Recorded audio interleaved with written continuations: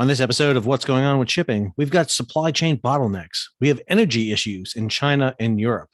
We have calls for federal funding of infrastructure, and we have parking lots of vessels off our major ports, which asks the question, who's in charge of America's maritime crisis? I am your host, Sal Mercogliano. I am the chair of the Department of History, Political Science, and Criminal Justice over at Campbell University in North Carolina, former merchant mariner, and an instructor in courses in maritime industry policy, maritime security, and maritime history. Okay, we got a lot going on. I've been talking about a lot of issues regarding the maritime industry in the United States. But one of the things you may have noticed is I haven't really talked about the U.S. government response in any large way, or more importantly, identified any single individual or any single agency that has responsibility for this. And that's because there really isn't. And that's one of the problems that we see associated with this crisis. So right here, I pulled these off GCaptain real quick because they gave a good kind of little snapshot of what's going on here, September 30th of 2021. This is a story by Mike Schuller. Maersk says port congestion and supply chain bottlenecks persist through year end. Well, I think Mike is being very optimistic here. Then we have this story here. It's a Bloomberg story, also in GCaptain, talking about here the Los Angeles port chief calls for more federal funding for congested West Coast ports. This is coming from Gene Soroka, talking about the fact that most U.S. federal funding is going toward the East Coast and not toward the West Coast. Specifically, he says here the government has invested about $11 billion in the Eastern Gulf Coast, compared with roughly $1 billion in the West Coast over the past decade. Now, a lot of that had to do with the fact that they were dredging and expanding East Coast ports to accommodate the new size vessels that could come through the lane of the Panama Canal that opened in 2016. The other issue that the West Coast has is just pure geography. There's only so many West Coast ports, and LA and Long Beach is by far the biggest of them. And that brings us over to the other issue here, which is just the mess in global shipping. So this is marine traffic tracking every ship that's squawking in AIS around the world. Green is your cargo ships, red are your tankers. Two holding areas right now. You have the drift area out here where ships are slow steaming or just drifting. Closer in, you have the anchorages going on. And again, we're seeing more and more ships here at the anchorage, getting ready to just sit there waiting for their berth to come in here to LA and Long Beach right here. LA on the left, Long Beach on the right. The Freight Baltic Index, basically world container rates are at. And there's a composite rate, which you're seeing there, which is the FBX. That's the 10,839. That is the average cost to ship a container around the world. But there's, of course, differences depending on where you're going. If you look over here on the left in the Pacific, you'll see four of the main indices here. China, East Asia to North America, West Coast, $19,175. That's the freight rate going from Asia to LA Long Beach, down 5%. On the flip side, going back, it's $900. And even that is up quite a bit. But remember, that $900 is netting you the empty containers going back. American exporters are trying to get their exports out, and they're not able to do it because they're prioritizing basically the empties. Now, of course, they can pay more, and you look at that freight rate, and it's pretty low, but you have to remember that the freight rate a year and a half ago was almost $1,000 to $2,000 for the prime rate coming from west to east. So even that rate is up high right now, even though it looks low. And then China East Coast to America, East Coast, that's going through the Panama Canal, 21,000. And if you just look here, this is the graph showing you the index here. Back in October of 2019, the average rate was down to $1,269. And then it just basically stayed that way through March, through April. You saw a little bit of a spike starting to go here in the summer where we started to really see that kind of tick up here. And then all of a sudden, by the time you get in the fall, it's kicking up again, just a little bit here. And then a big kind of jump coming into the new year. Now you're plateauing around $4,000 or $5,000 right there. And then when you hit the spring of 2021, that's when we start seeing that escalation peaks there. We get that little bit of a dip, which also came with some closures on the west, on Asia, and now it's peaking back up again. And this will show, and I'll of course have this right here in the links for you to follow. So it'll give you an idea of the freight rates. So there's a lot going on here. We have a lot of issues at play here. And obviously one of the things that we would think would be of importance is who in the United States is representing U.S. interests. Now, this is a national issue. It is a vital national issue. And yet one of the things we're seeing here is we're not seeing a national response. And that question is why? So for most of the history of the United States, there was no federal government entity that really oversaw U.S. commerce. It operated on a free market concept, but it had to deal with issues that were not free market. The British, which for the long time were the dominant merchant marine out there, controlled things through a very mercantilistic process into the mid 19th century, and then through to technology, the introduction of steam engines, and more importantly, their ability to preposition coal around the world allowed them to really dominate the trade lanes in a way that the U.S. couldn't, because we didn't have overseas possessions in the mid 19th century. We weren't imperialistic like the British were. We get that later. So there was really no need for that. The issue came during World War I. When World War I happened and the U.S. found itself at the mercy of merchant marines that basically vacated our trade, the Germans, which fled the high seas because of being hunted down and interned their vessels in American ports, and the British, who basically had to divert their vessels to wartime trade. 1914, we were left with goods piling up in the dock, and American imports, exports weren't moving. And so the U.S. decided to implement some measures here to change that. And so what they created was something called the U.S. Shipping Board, created under the Alexander Act of 1916. The Shipping Board basically is that, sorry, it's Peanut in the background, just shaking herself. She wants some attention. She's denied attention during the day. What you see is the Shipping Board wants to create a federal entity to promote shipping. And so they create, under the Shipping Act of 1916, the Shipping Board. And one of the things the Shipping Board is entitled to do, besides building ships, is also regulate American commerce. And one of the things you see right here in the genesis of the FMC right here, Congress determined that the fear that collective liner pricing organizations called conferences may gain sufficient market power and the ability to unreasonably raise rates or reduce services. That was a big issue for them. So one of our biggest issues right at the very beginning was to prevent these conferences from being organized, because we really fear that they would be able to basically control. You see it right here, conferences may gain sufficient market power and the ability to unreasonably raise rates, reduce services, and that had to be weighed against the need for a stable and reliable source of international ocean shipping. Now, the Shipping Board remained that kind of agency throughout its career. In 1920, the U.S. passed the Merchant Marine Act of 1920, which is called the Jones Act, which some people will say deals solely with coastal law. It doesn't. It also dealt with the regulation of international trade. And in particularly, it established the rules for ensuring that these conferences, these groups did not manipulate and control American shipping. Those functions were shifted over to what became known as the Shipping Board Bureau, and then later over to the Maritime Commission. After World War II, when the Maritime Commission goes away, it's split. You have the Maritime Administration, and under the Federal Maritime Bureau, which was part of the Department of Commerce. And that's the way it existed until 1961. And in 1961, the Federal Maritime Bureau became the Federal Maritime Commission. Independent commission made up of 5 commissioners. I think you can see them right here. 5 commissioners, and appointed by presidents, staggered terms, they can't be fired, different political parties. And basically, they are independent of any department. They're not under a secretary. They operate independently with a mission charge, basically, to protect American international trade. Come back over to here.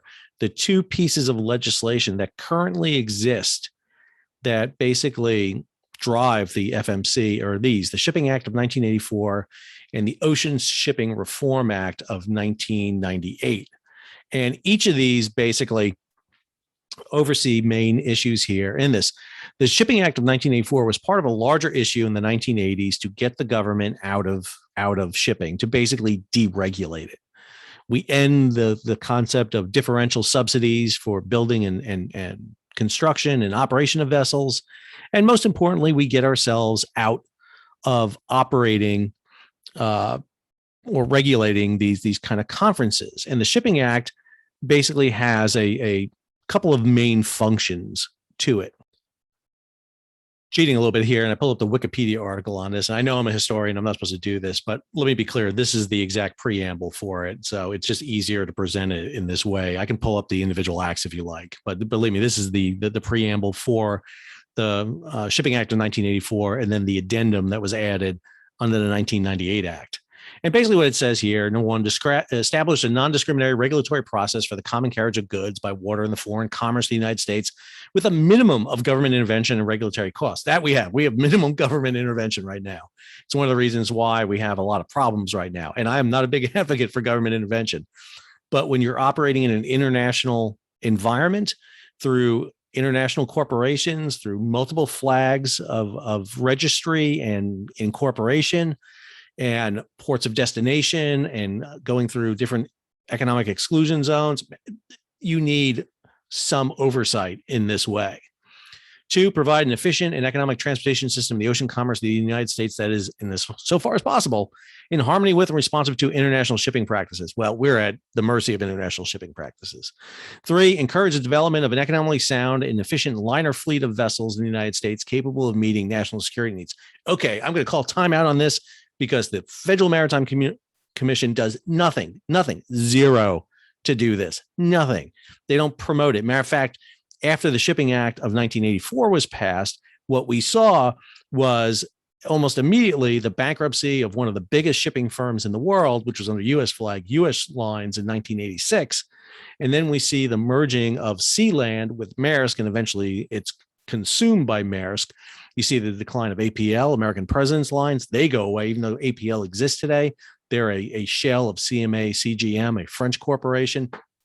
There are no American companies engaged in international trade except for three entities that receive money from the federal government through something called the Maritime Security Program for the Department of Defense. And they're all subsidiaries of big liner companies, Maersk, Hauppauge Lloyd, and then APL, which is part of CMA CGM. And then the last part here that you see, number 4, was added from the 1998 Act. Promote the growth and development of U.S. exports through competitive and efficient ocean transportation, and by pricing and by placing a greater reliance on the marketplace. All right, that's what the FMC is supposed to do. Yet, if you listen to this, which is the shipping podcast done by Lloyd's List, Richard Mead, who's fantastic, absolutely great. If you're not following Richard Mead, and if you want really great maritime news, Lloyd's is where you go. He did an interview with the chair of the Federal Maritime Commission, Maffei. He had that interview with him. And basically what Daniel Maffei basically said in a 30-minute interview, I could play it for you, but I'm not going to. You can hear it. I'll have the link to it below, is basically that the Federal Maritime Commission has very little oversight in what they can do beyond very narrow parameters. And the Federal Maritime Commission has been investigating these accelerated freight rates. Again, come back here to this, since March of, not 2021. They haven't been doing this since March of 2021. They've been doing this since March of 20, when freight rates were barely ticking up. They started an investigation into this. And one of the things that he says in the interview is, well, we're looking at these surcharges, these congestion charges, these above rate charges, yet freight rates have increased tenfold than where they are. The other entity out there is this, the Maritime Administration. So the Maritime Administration has its own set of rules.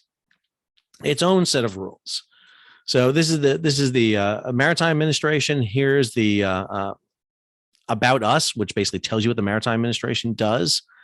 In basically what the Maritime Administrator for the Maritime Administration does is advise and assist Secretary of Transportation on commercial maritime matters, the U.S. maritime industry, and strategic sea lift. The administrator develops broad maritime administration policies and manages the Maritime Administration's activities, particularly to ensure Maritime Administration's compliance with statutory obligations and requirements. As the U.S. Maritime Policy Advisor to the Secretary, the Administrator also maintains contact with international maritime groups, conducts negotiations, maintains effective relations with other agencies of the federal government. Okay. Sounds very important. Sounds like this person should be out in front of everyone. But since the Biden administration has come into power over 250 days ago now, it's more than that now, there's no Maritime Administrator. There is an acting administrator. Lucinda Leslie is the acting administrator. I saw her at the American Merchant Marine Veterans Convention, gave a great talk. I think she has a resume of a very talented and experienced Washington staffer. Fantastic work for Congressman Cummings, big supporter of the maritime industry, but she's not the appointed maritime administrator. She doesn't really have a huge background in the maritime industry. And if we're looking at all those duties the maritime administrator is supposed to be doing, it sounds like we would need a maritime administrator right about now. Now, we also have somebody else who's thrown into this. We have a port envoy. The Biden administration won't appoint a maritime administrator, but they appointed a port envoy. In this story here by Splash 24/7, we see that the Biden-Harris has appointed John Picari, who served as U.S. Deputy Secretary of Transportation in the Obama administration, to work with Transportation Secretary Buttigieg and the National Economic Council to tackle congestion in U.S. ports. Well, there are commercial entities that are coordinated. The World Shipping Council, for example, again, the most nefarious sounding organization ever created in shipping, is here. I have to say the World Shipping Council is on their game. I went to their webpage. I've looked at this webpage for a long time. If you went to this webpage a year ago, it was designed by someone from the 1990s. It was terrible. They have upped their game substantially in this webpage. This is much nicer. It's meant to flow. It's meant to give you a lot of information. But the biggest piece of information I wanted to show from you is who's involved here. Who's involved here? They have a board, they have a team, but it's shipping lines. It's all these shipping lines that are involved. And very few of them are American. Very few of them American. APL operates some American ships. Maersk operates some American ships. Matson is American. That's an American incorporated company. They are one, but all the rest are not.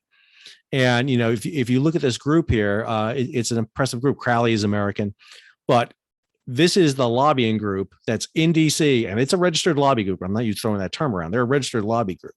They have offices in DC and Brussels and in Singapore, and they lobby for the shippers to Congress, to the agencies. That's what they're there for. Now, I am not a believer that the government is the solution to our problems by any means. I'm really not. But one of the things we've done is deregulate shipping in this country in the 1980s, and it's gone on since then. And what that has resulted in is, number one, a massive decline in the U.S. merchant marine from almost ninth in the world down to 21st. We've seen almost all the major American shipping firms involved in international traffic go away. And now what we see is the trade is largely dominated by these outside forces. Here's that chart I used not too long ago, where I was talking about basically the size of those international fleets. The 10 biggest shipping lines control about 85% of all the containers afloat. 9 of them are in 3 alliances. You can call it an alliance all you want. It is a conference. And way back in 2017, there was an effort to shut down these conferences. The Department of Justice, for example, went in and during a meeting that was being held by these conferences at the Box Club in San Francisco, served subpoenas to all the major groups because they had determined that they were trading illegally because they had initiated a conference.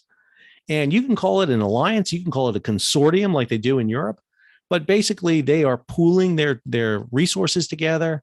They are controlling the rates, and they're setting basically the ability to import, export into the United States. Now, I'm not saying that's bad. Let me be clear. We get great benefits from shipping. Remember, during the COVID crisis, not once did we see shipping stop. We got medical supplies through. We got everything moving that we needed to do. It sounds like the FMC needs to be relooked at. What is their goal and what is their mission? What are they doing out here? And again, if we're going to put this greater reliance on the marketplace, then we can't be surprised when we wind up with situations like this where we basically have no control over the situation. And my whole point of this discussion here is who's in charge of America's maritime crisis? And the answer is very simple. No one. No one at all. And that is the sad fact about it. No one is in charge. And it's very difficult to put a handle around it. So on that cheery bit of news, I hope you enjoyed the video. I can't imagine you did, but just in case, hope you did. Subscribe to the channel, hit the bell so be alerted about new videos when they come out. Give it a thumbs up, leave a comment, share it across social media. Man, we got some followers. Man, to everybody who's new out there, hello, welcome to the channel. Appreciate you coming on board. I hope to share you with more information and details as we go forward. But until later, this is Sal, signing off.